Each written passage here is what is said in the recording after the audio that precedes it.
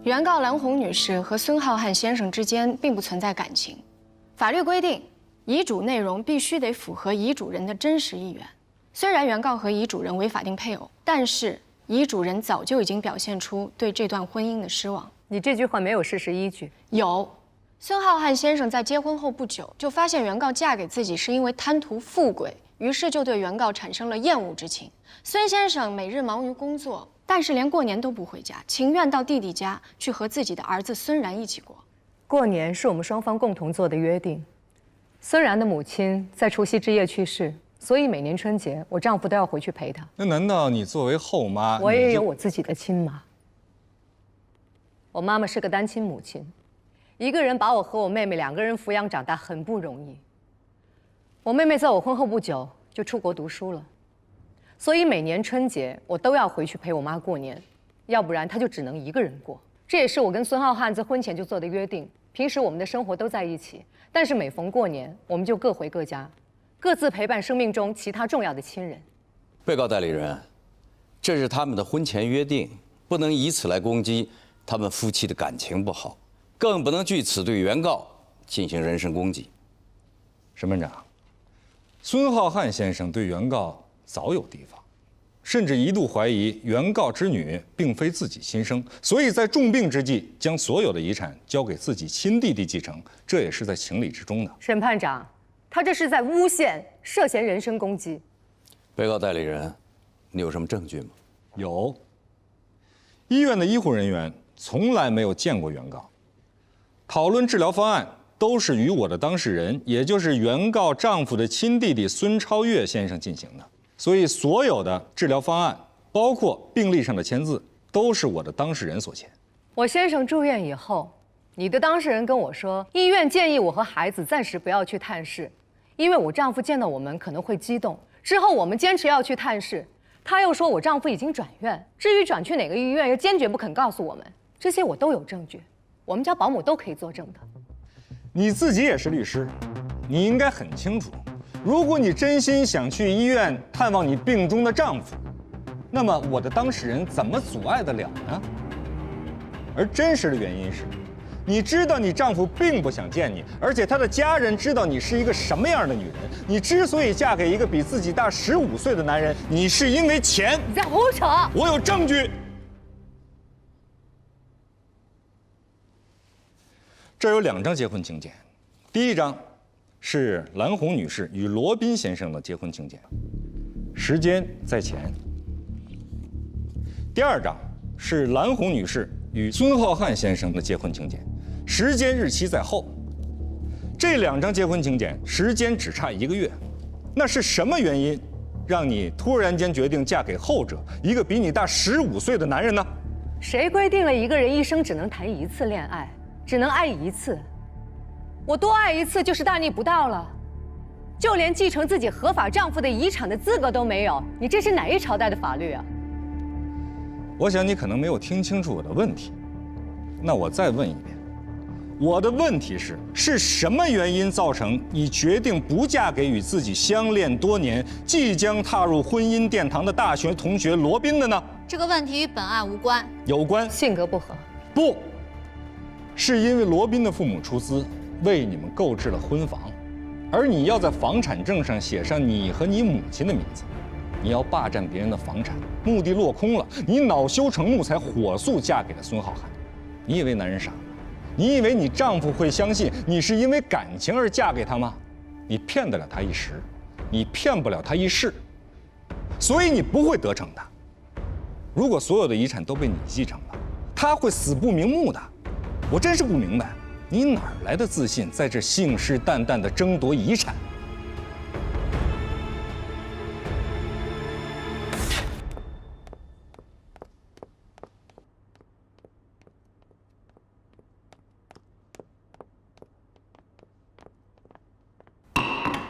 休庭。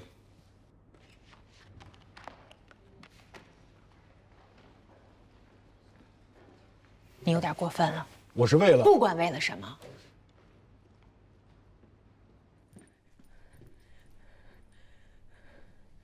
出去。孙超越的律师是顾杰和王丽。出去！你应该明白，顾杰会比何塞更狠。他更了解你的软肋。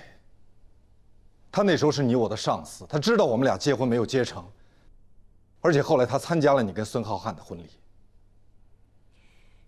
你以为我当初没有嫁给你，是因为房产证上没有我们的名字吗？不管是因为什么，都不重要了。那你也不能侮辱我，尤其不能让何塞侮辱我。罗平，当年我妈被你姐怼得心口疼，在电梯就吃了速效救心丸，这事你记得吧？这件事儿，我们不提了。我要提，为什么不提了？回家之后我就一直劝我妈，我妈直接就跟我翻脸了。罗宾，你有没有想过，我妈为什么会提出那样的要求？这是作为一个母亲对于她女儿未来的担忧和考虑，你想不到吗？她提出的理由难道就真的那么不可理喻吗？是我当初也很反感我妈为什么会这么做，但是后来我想明白了，我不嫁给你，不是因为房产证上不加我们的名字，而是因为你们家的态度。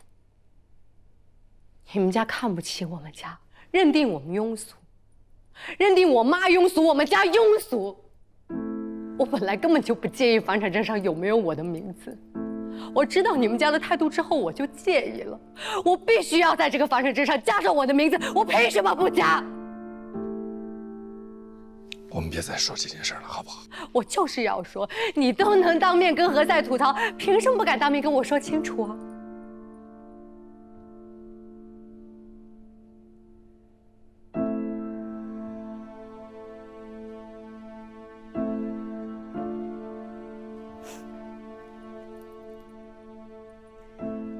怎么不说话了？无话可说？哑口无言，还是觉得我不可理喻？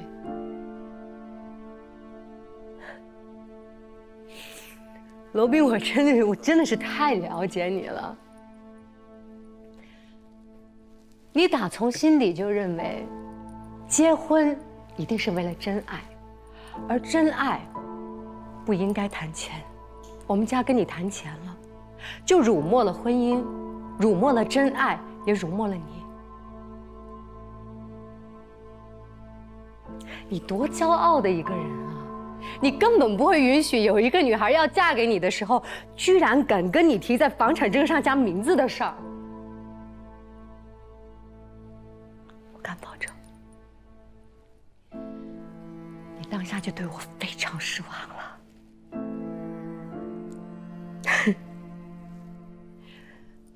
因为你失望，所以我也很失望。之后你没有再给我打过电话，我们俩也没有正式说分手，就是因为失望。两个失望的人不要再因为分手多失望一次了。所以我火速另嫁他人，不是因为钱，是因为失望。失望，你懂吗？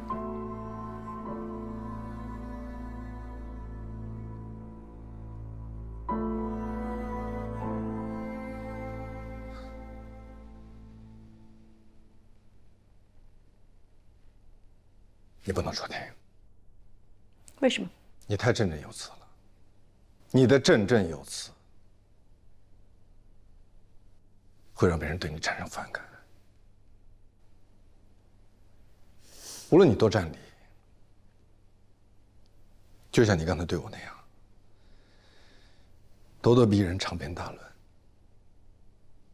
所以别人一定会认为这个女人太厉害了，太凶了，太爱钱了，所以才会跟她的小叔子去争财产。那是我应得的，他是我丈夫的遗产，我跟我女儿是法定顺位第一继承人，他弟弟不是。我相信，但是他弟弟有遗嘱，你没有。遗嘱继承优先于法定继承。我不相信，我没看见，就算是有，就是假的。所以我才说，我会把法庭辩论的核心放在遗嘱的真假上，而不是你们夫妻感情的真假上。你什么意思？无论谁是孙超越的律师，他都一定会想办法证明你不是个好妻子。你让你的丈夫失望，以至于他在病重的时候都不愿意见到你，所以他才会立下遗嘱，把所有的一切都交给了他的亲弟弟。如果你出庭，他们一定会想尽一切办法羞辱你，就像何塞刚才做的那样。就算我不出庭，他们也一样会那么说我的。所以我才会说，我会把辩论的核心放在遗嘱的真假上。怎么样？他同意了？同意了，委托给何塞和我。我劝你退出这个案子，把它交给何塞，还有兰兰。为什么？因为他的对手是顾杰，还有王丽。他们过去是我的手下败将，未来也会是。别的官司我信，这个不一定。我知道他们的策略。只要你出庭，人们就容易相信，他手里这份遗嘱是真的。他的真实意图是要把这批遗产交给他的亲弟弟，而不是交给蓝红。我为什么会给别人这种错觉？你太帅了，人们很难相信蓝红不嫁给你，而嫁给孙浩瀚是因为爱情。继承法第2章法定继承第10条。你在给我普及继承法吗？我是要说，继承法规定了，配偶是第1顺序继承人。合法婚姻中的双方互为配偶，所以只要蓝红和孙浩瀚是合法的婚姻关系，蓝红就是法定的第1顺序继承人，继承法才不管他们相爱不相爱。法定继承又称为无遗嘱继承，是相对于遗嘱继承而言的。孙超越的手里就有一份这样的遗嘱，但是这份遗嘱的真实性值得怀疑。我说过，只要你出庭，人们就愿意相信孙超越，并且愿意相信孙超越手里的遗嘱的真实性。毕竟，孙浩瀚是孙超越的哥哥。不，我跟孙超越打过球，他亲口对我讲过，当时他哥哥连自己是谁都不知道，而且我相信，他绝对不止对我一个人讲过，所以我一定可以找到证人证言证明这个遗嘱是假的，是无效的。陆斌，你没有哥哥，我有。假如说，是我和我哥哥辛辛苦苦地挣了上百亿的家产，我哥哥病过了，我小嫂子作为第1顺序的继承人，继承了这份家产，并且找了一个很帅的小伙子来享用，我特别不爽。不爽不是因为我什么都没捞着，而是觉得这样对我哥哥不公平，特别的不公平。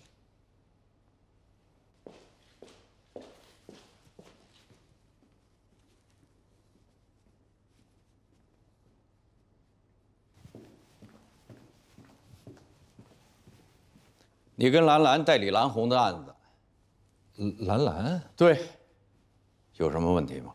没有，只是罗宾跟我是搭档，我不能就这样甩掉他。他有其他的案子。啊，懂了。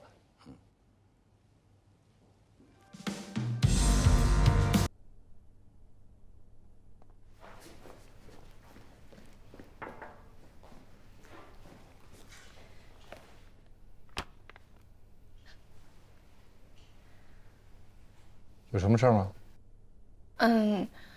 我明天想请半天假。没问题，我是去哪儿都可以，不用向我汇报。您现在有空吗？你说。有这么一件事儿。说。我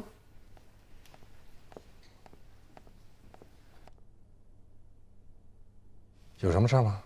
有事儿。那你们先聊，我先走了。你这助理怎么神神鬼鬼的？我不觉得呀。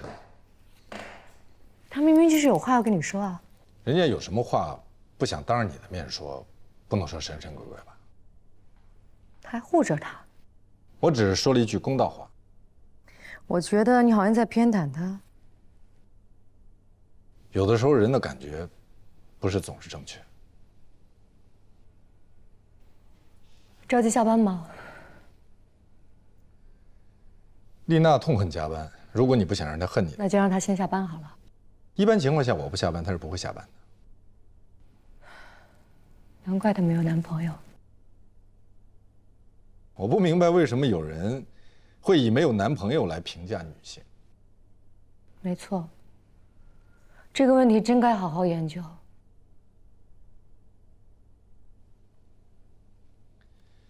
如果没什么事儿的话，有，你说。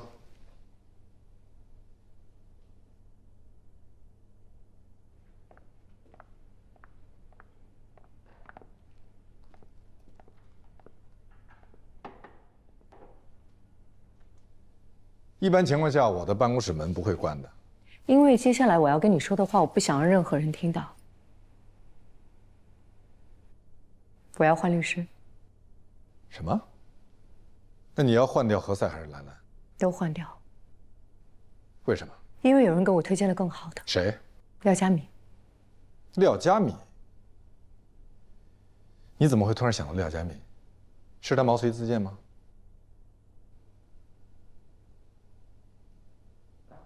到底怎么回事？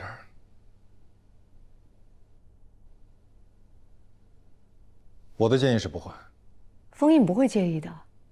其实他跟廖佳敏还有点惺惺相惜。但是何塞会介意。之前你们合作过，而且他为你赢过官司。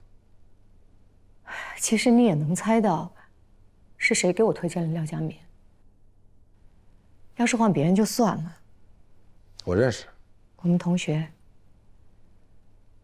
毕业之后就一直在法院工作，他父亲也是法官，现在退休了，一直在廖佳敏那儿当法律顾问。如果这么说，何塞的父亲还是何佳一呢？可是谁都知道，何塞从来不利用何佳一的关系。